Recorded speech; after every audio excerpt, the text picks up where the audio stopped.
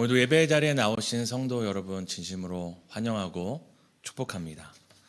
오늘은 복음에 대해서 함께 살펴보려고 합니다. 사랑하는 성도님, 복음이란 무엇일까요? 복음이란 단어 너무 저희에게 친숙하고 또 수없이 사용해온 단어이지요.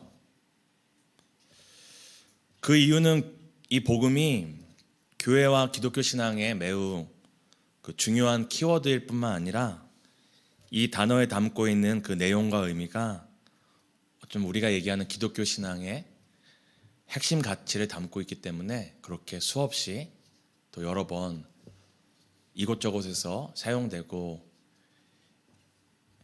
있을 것입니다. 한번 이 시간 대답은 안 하시더라도 진지하게 한번 생각해 보셨으면 좋겠습니다. 정말 복음이란 무엇일까요? 우리 함께 읽지는 않겠지만 고린도전서 그리고 골로새서, 갈라디아서, 사도행전뿐만 아니라 수많은 신약 성경에서 복음을 위하여, 복음을 통하여, 복음을 참가하기 위하여 복음이란 단어가 수없이 거의 100번 넘게 사용되고 있습니다. 우리가 한번 이 밤에 정말 복음이 무엇인지 한번 생각해 봤으면 좋겠는데요. 문자 그대로 풀이하면 복음은 복된 소리, 복에 관한 소리, 굿뉴스입니다. 근데 한번 저희가 생각해 봤으면 좋겠습니다. 갑자기 저기 뒤에 예배당 문을 누가 확 열고 뛰쳐 들어와서 당신들이 말하는 그 복음, 그 복되다라는 소리가 무엇인지 나에게 한번 말해봐 달라. 내가 지금 죽느냐 사느냐 내가 가기 직전인데 당신들이 얘기하는 그 복음 내가 한번 죽기 전에 들어보려고 와봤다. 그래서 성도님들한테 오늘은 여러 명이 있고 교역자가 있으니까 이렇게 저 교역자한테 가보세요 하실 거 아니에요. 그러니까 이제 상상을 한다면 여기 한 4만 집 기도를 하고 계신데 혼자 갑자기 누가 뛰쳐 들어와서 복음이 무엇이냐 나에게 들려달라 얘기한다면 성도님들 뭐라고 대답하시겠습니까?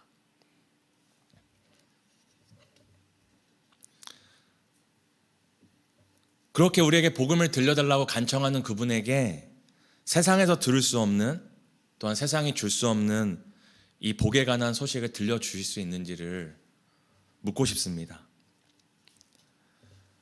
만약 우리가 이 복음에 대해서 명확하게 알지 못하고 또한 추상적으로 알고 설명하지 못한다면 이 교회 앞으로 수많은 사람들이 찾아온다 할지라도 복음을 들려달라고 찾아온다 할지라도 우리는 그분들에게 들려줄 것이 없을 것입니다. 그냥 예수님의 십자가요? 우리를 너무 많이 사랑하셔서요? 우리가 죄 용서를 받았습니다. 유명한 신학자는 이런 얘기를 했습니다. 우리의 지식과 믿음과 삶은 하나다. 그만큼 우리는 근거 없는 지식 없는 믿음을 구호로 외치는 자들이 아니고 또한 믿음만 주장하면서 믿음과는 무관된 삶을 살아가는 사람들이 아닙니다.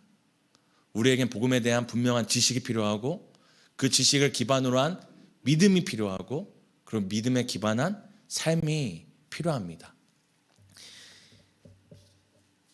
이와 같이 복음은 우리에게 막연한 것이 되어서는 안 됩니다. 그저 좋은 것, 복된 소식인 것, 오늘날 교회가 지켜야 할 어떤 그냥 막연한 가치가 아니라 정말 그 복된 소식이, 복된 소리가 무엇인지를 우리는 분명히 알아야 합니다. 그렇지 않다면 교회가 무엇인지도 모르면서 교회에 수없이 오가는 썬데이 크리스찬과 같이 또한 헌금의 의미를 모른 채 현금만 수없이 내는 종교인과 같이 또한 기도가 무엇인지 모른 채 교회 안에서 이방인과 같은 기도를 하고 있으면서도 이게 하나님께 드려지는 기도라고 착각하고 있는 누군가와 같이 복음이 무엇인지 모른 채 그저 복음은 좋은 것이니까 우리가 땅끝까지 전해야 된다고 마음만 앞서고 구호만 앞서 수 있기 때문입니다. 복음에 대한 막연함은 복음을 오해하게 만들고 그리고 세상에서 말하는 수많은 복들을 그저 세상에서 말하는 복들 있잖아요. 돈을 많이 버는 것, 좋은 직장에 취업하는 것, 좋은 학교에 가는 것, 더 나은 형편에 이르는 것을 예수님을 통해 하나님 안에서 받는 것이라고. 그러니까 불교인은 부처님 통해 받고, 이슬람 사람들은 알라를 통해 받고, 우리는 예수님을 통해 하나님의 안에서 받는 거라고. 세상의 복을 기독교 정신 안에서 받는 거라고 생각할 수 있습니다. 하지만 성경은 이렇게 얘기합니다. 사도 바울은 내가 이 복음을 부끄러워하지 아니하노니 이 복음은 모든 믿는 자에게 구원을 주시는 하나님의 능력이라고 외칠 만큼 사도 바울은 복음을 부끄러워하지 않을 뿐만 아니라 복음이 내가 부끄러워할 것이 아니고 모든 믿는 자에게 구원을 주시는 하나님의 능력이 된다라는 확신을 갖고 있었습니다. 그 이유가 무엇입니까? 사도 바울은 복음을 막연하게 알고 있지 않았기 때문입니다.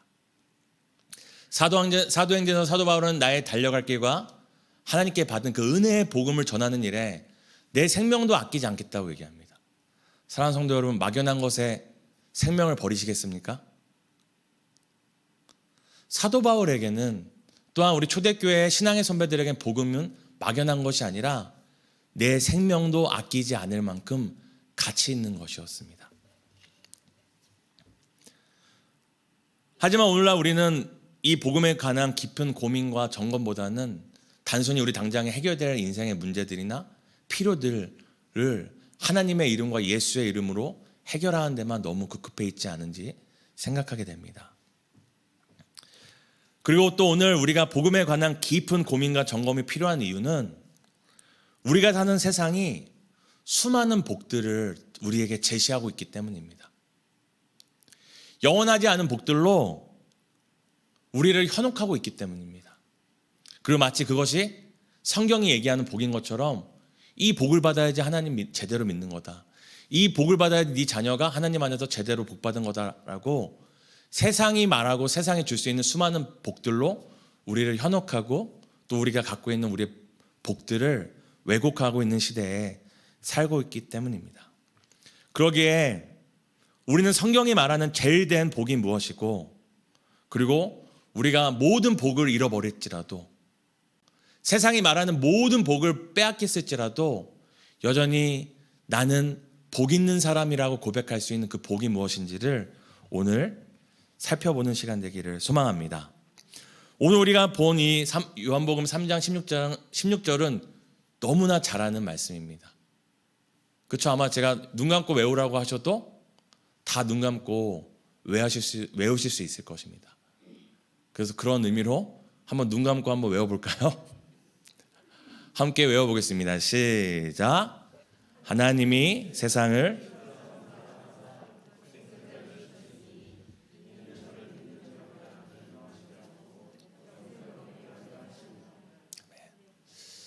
사실 이 말씀이 우리에게 너무나 익숙하고 너무나 많이 접촉했던 말씀이기 때문에 지금 저녁을 안 드시고 오신 것인지 직장 생활에 피곤하셔서 지금 귀찮으셔서 어린 녀석이 이래라 저래라 해서 하신지 모르겠지만 하나님이 세상을 이처럼 이렇게 외워야 될 구절이 아닙니다.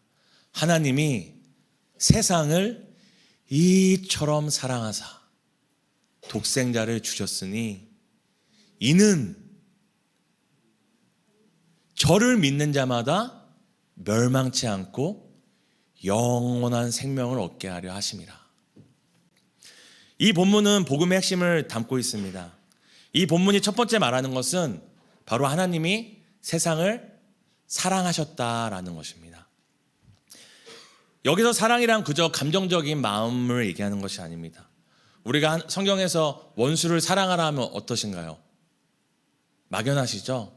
하지만 성경이 얘기하는 사랑은 감정적으로 막 원수를 미워해야 되는데 막 너무 사랑스러워하는 이런 감정적인 것이 아니라 성경이 하나님이 세상을 사랑하셨다는 것은 하나님이 세상을 기억하셨다라는 것입니다.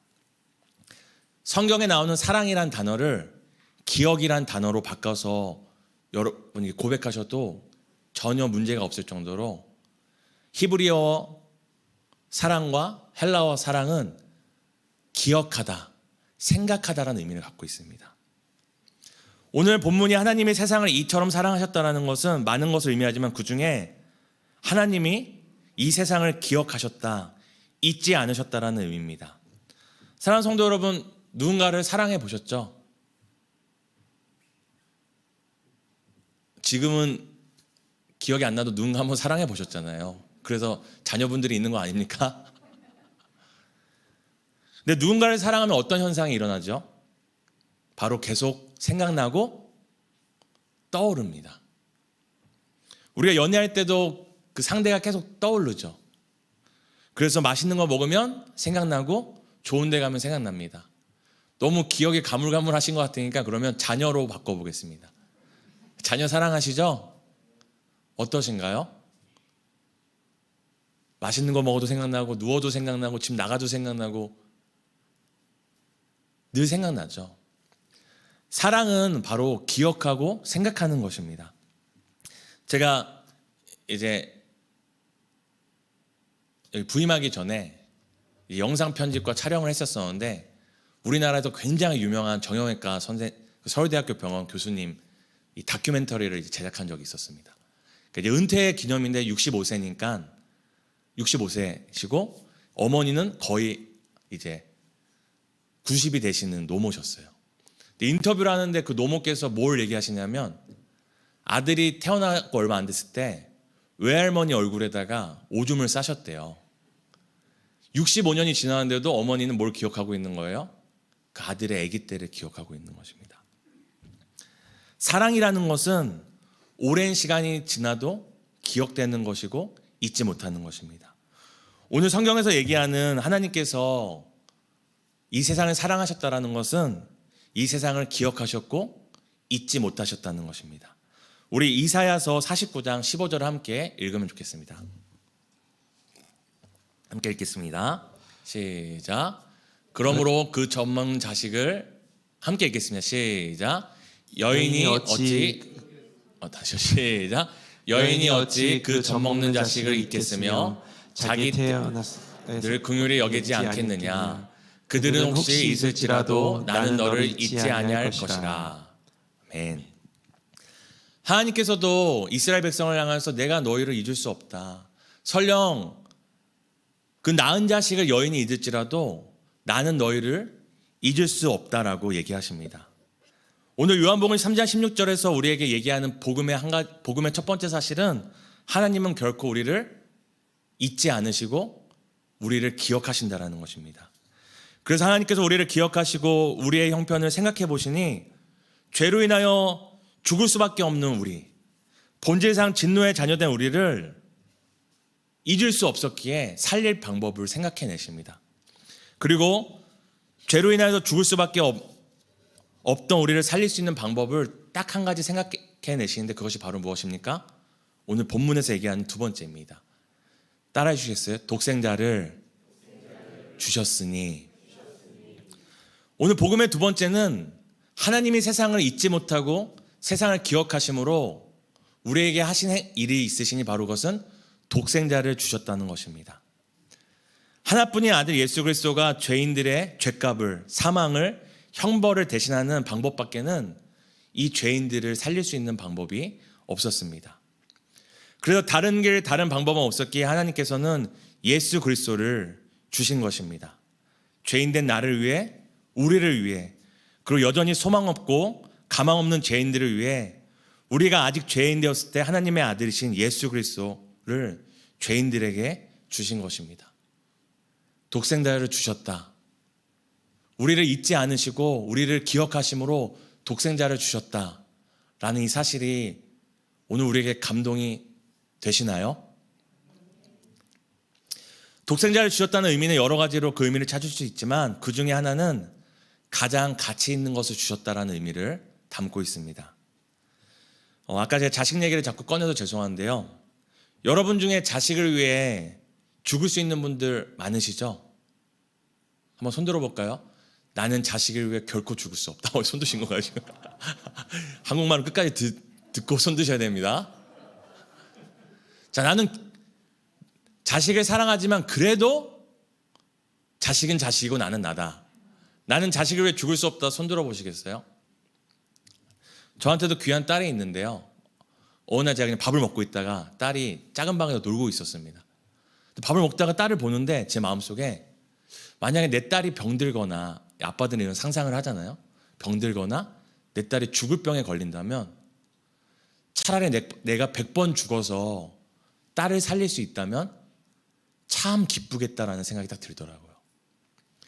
그러면서 예수님께서 십자가에 죽으실 때도 물론 고통스럽고 아프셨지만 자신이 죽어 우리를 살릴 수 있다라는 기쁨이 있으셨겠구나라는 생각을 하게 되었습니다.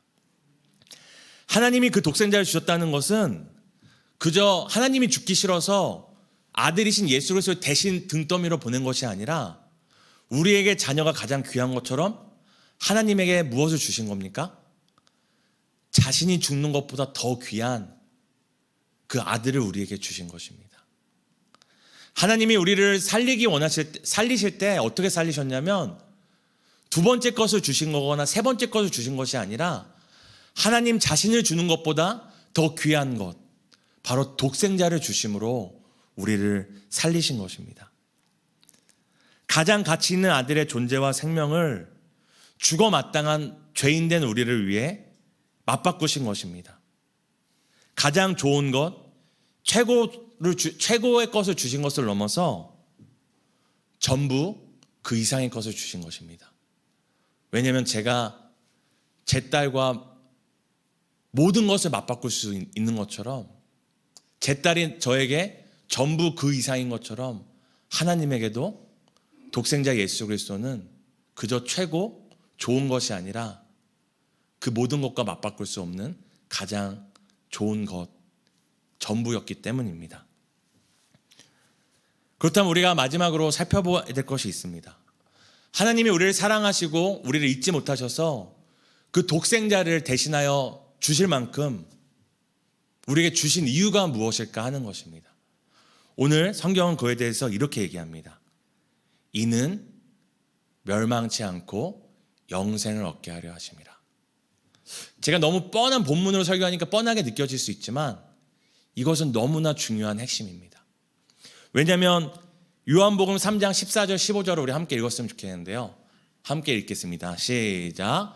모세가 광야에서 뱀을 든 것 같이 인자도 들려야 하리니 이는 그를 믿는 자마다 영생을 얻게 하려 하심이니라.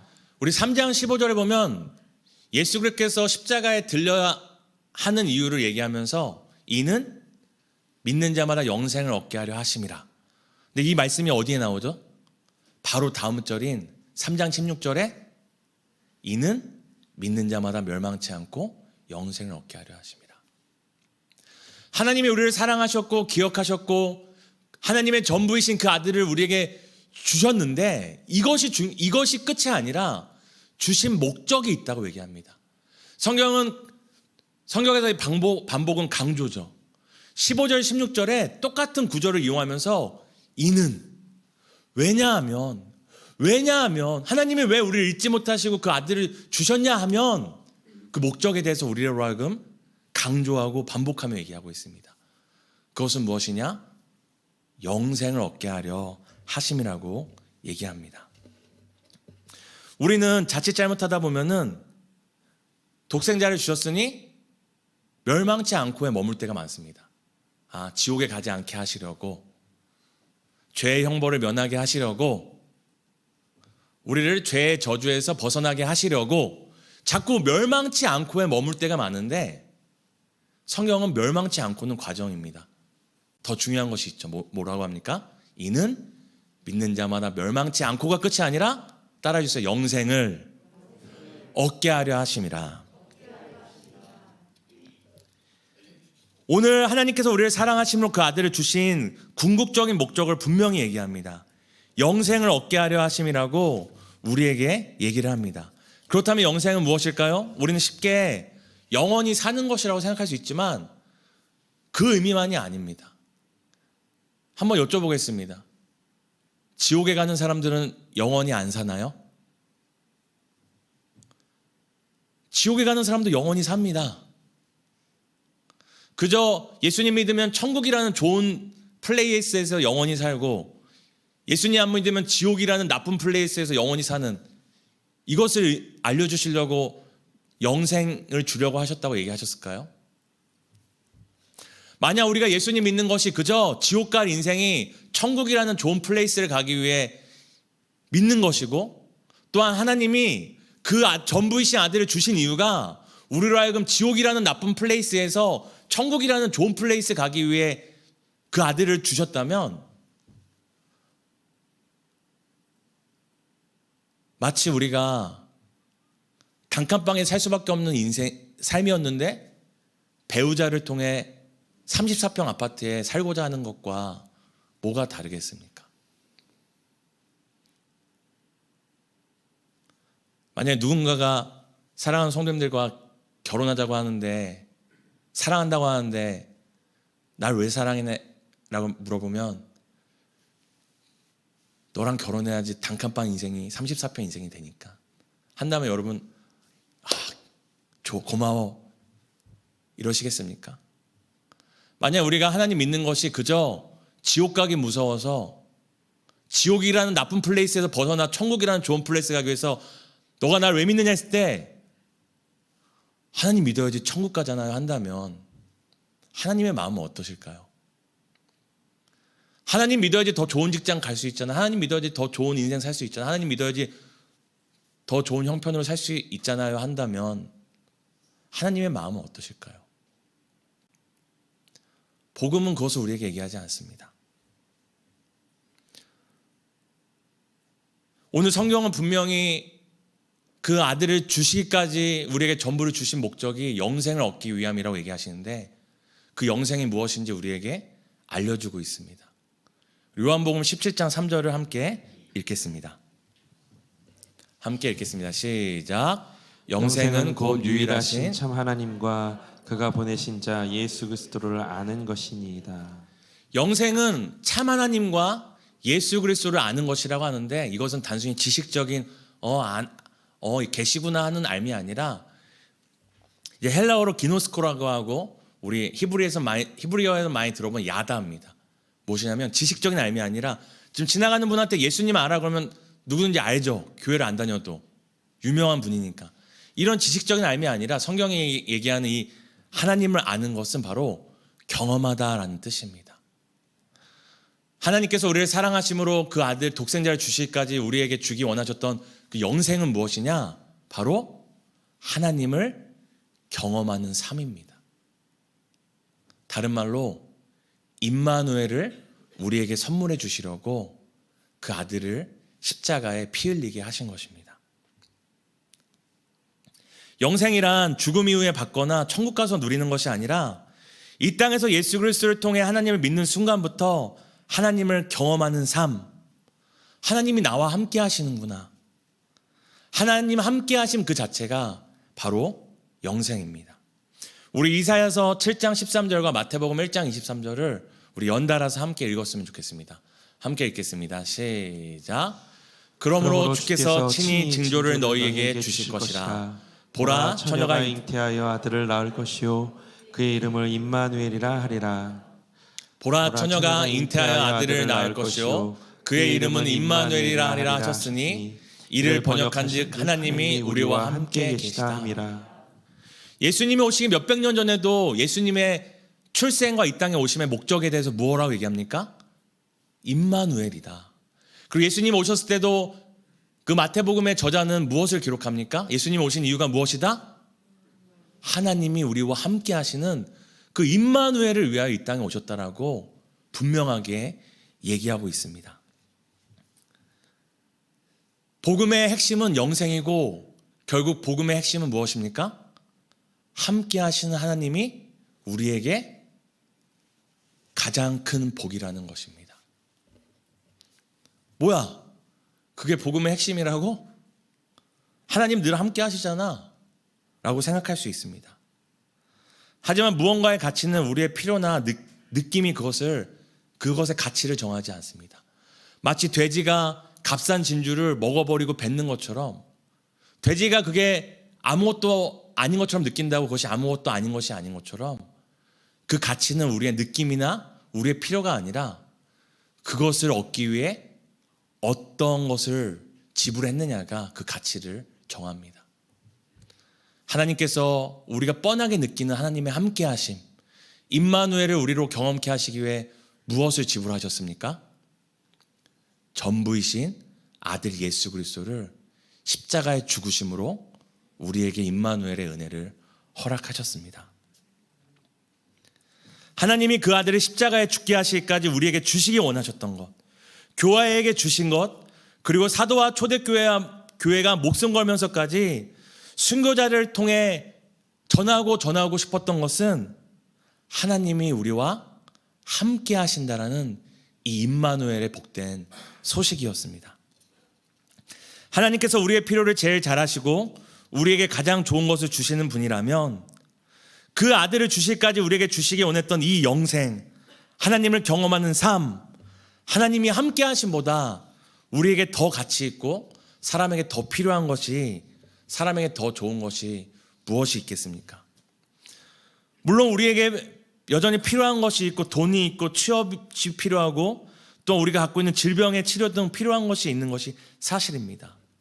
그럼에도 우리에게 가장 값진 것이 무엇이냐고 물어본다면 우리는 뭐라고 대답해야 하겠습니까?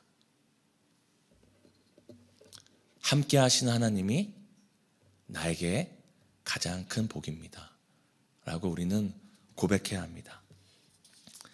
그러기에 이 복이 세상에 줄 수 없는 복이고 세상에 빼앗을 수 없는 복입니다. 세상에 우리의 돈을 빼앗을 수 있습니다.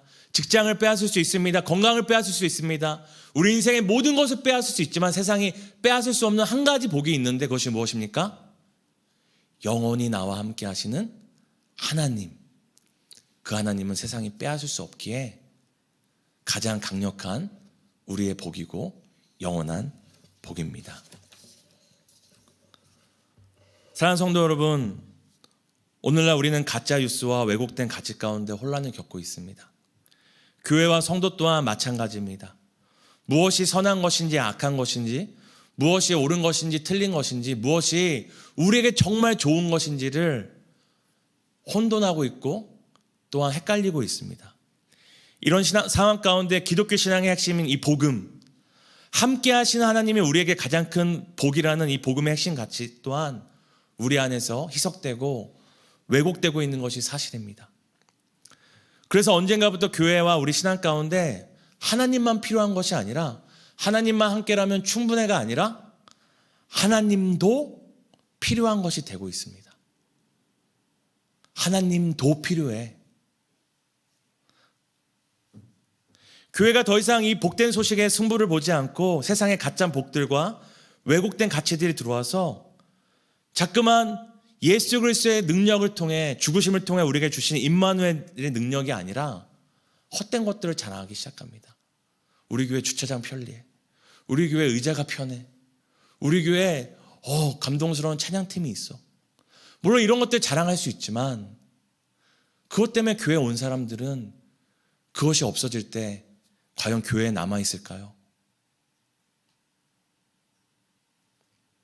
주차장이 편해서 교회에 왔던 사람이 주차장이 없어지면 여전히 그 교회에 머물러 있을까요? 사랑하는 성도 여러분, 이 밤에 다시 한번 우리에게 주신 복이 무엇인지를 깊이 되새기는 시간 되기 원합니다. 오늘 하나님께서 우리 각 사람에게 너가 받은 가장 큰 복이 무엇이냐고 물으실 때, 주님, 은과 금은 내게 없지만 내게 가장 귀한 것은 함께 하시는 하나님이라고, 그 하나님을 자랑하는 복된 우리의 삶 되기를 소망한다고 기도하는 밤 되기를 소망합니다.